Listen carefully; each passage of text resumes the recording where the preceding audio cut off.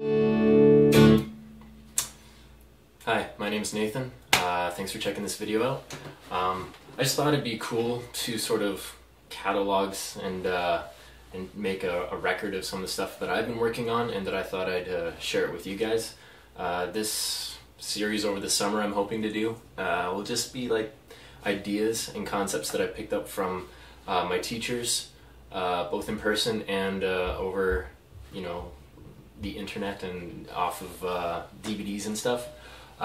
This first idea, I'm just literally starting to try to think about this idea a little more. But what it is it comes from this DVD, Carl Verheyen. I hope I'm saying his name right. It's called Intervallic Rock. This DVD's really awesome. It's opened up my eyes and my ears to a lot more, not concepts? Yeah, concepts, that's the word. Alright, but there's a lot of heavy stuff in there that's going to take me quite a while to get underneath my fingers. But one thing that hit me instantly was, well, two things actually. The first is that you should have a book of licks.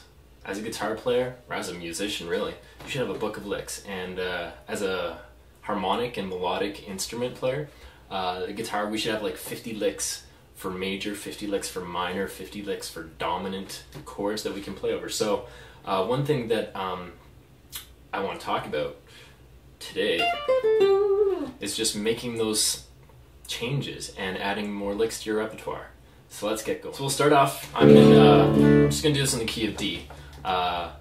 Just because I'm just going to play that open D once in a while just so we get the sort of tone. It's just D, A, D, so we get no thirds, no sevenths or anything in there. We just get the power chord on there. But to start off, we're going to start off at the 10th fret, and we're just going to do the little pentatonic shape that everyone knows. And we're going to actually start up on the 13th fret and descend just down the pentatonic shape. Straightforward. You play guitar, you probably learned it at the 5th fret initially in the key of A. That sort of thing. But we're just going to do it up at the 10th fret so we can get that note in there. Anyways, so what I'm going to play is this little, just a little pattern. You can play it as triplets, like triplet, triplet, triplet, triplet. Or you can play it as like 8th notes. 1 and 2 and 3 and 4 and 1 and 2 and 3, 4. That sort of idea. But what we're going to do is take this minor pentatonic idea and expand it into a dominant idea and a major idea. So what I'm doing here, we've got our minor, and what we do to make it a dominant, so we're going to work sort of backwards in the order of where the notes fall and everything like that. But what happens to go from a minor idea to a dominant idea, all we have to do is move the minor third of that pentatonic scale, which in the key of D is F, to F sharp. So what we're going to do, instead of going, we're going to move that first note, which is the F, to the F sharp. And then that note there, that's the F, that's on the 10th fret of the 3rd string, the G string. And we're going to move that to the 11th fret. So what we're going to have this sound is, alright, so those are the only two differences between those sorts of things. So this gives you a real Eric Johnson sort of sus dominant sort of sound. Let me see here. That was going on a little bit farther, but just for that original idea we got.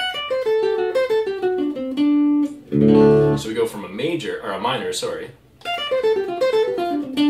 to a dominant. What you can do here is, like, if you're just grooving on something, you do the minor, you do the dominant,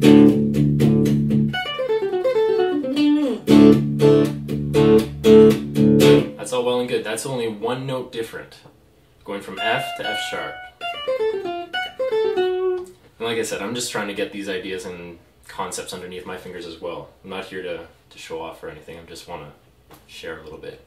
The last chord we're going to move to is the major idea, the major concept. And from the minor to the major, we're going from the flat 7 to the natural 7, and from the flat third to the major third. So what happens is we're going to stretch our finger up from the F to the F sharp, just like in the dominant idea, but instead of hitting the 13th fret on the second string, the B string, we're going to hit the 14th fret. So that sound goes like this.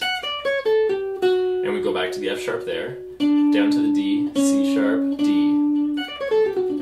Just like that, without the mistakes. So you're playing, yeah, I don't know.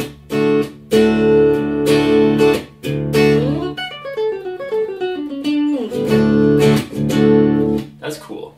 Really cool sound though as well. And if you know anything about theory or harmony or anything, is the Lydian sound. And what the Lydian sound is, like a major scale with a sharp 4 instead of the 4. And I realize this is probably heavy and going over some people's heads, and other people are going, this is so easy. And I'm like, I don't care. If you have any questions, you can email me. But yeah, for the Lydian sound, you can get this sort of idea. It's taking the G, that one note there, and moving it to a G sharp. That's the sharp 4 in the key of D major. Relating it to the root note, the D, that's like the tritone, the sharp 4 flat 5. So that sound goes like this. And then when you get it a little bit quicker, it goes that sort of thing. So it's really pretty. And the difference between the major and the Lydian is this. Major, Lydian. Gives you that whole Dream Theater sound. I like Dream Theater. So yeah, so those are basically the ideas out of this video, is that take a lick that you know that might be minor, if it's minor, make it dominant. If it's dominant, make it major and minor. If it's minor, make it major. All that sort of thing. But take something simple. All it takes is moving 1 or 2 notes around. So you start off with that sort of thing. And then you turn on the distortion.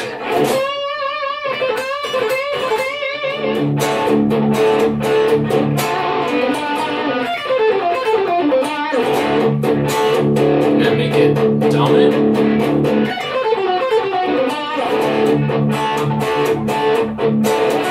And major.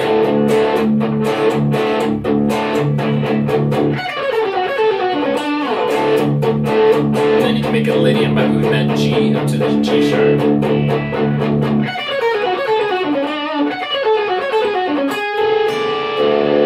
Anyways, so you can apply this sort of idea to lots of different licks. Or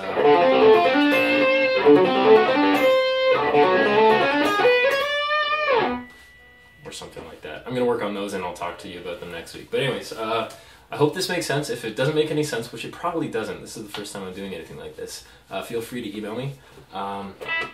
Check out my website, MySpace, Facebook, whatever. Just Google. Anyways, Standing on the Shoulder of Giants, Volume 1, complete.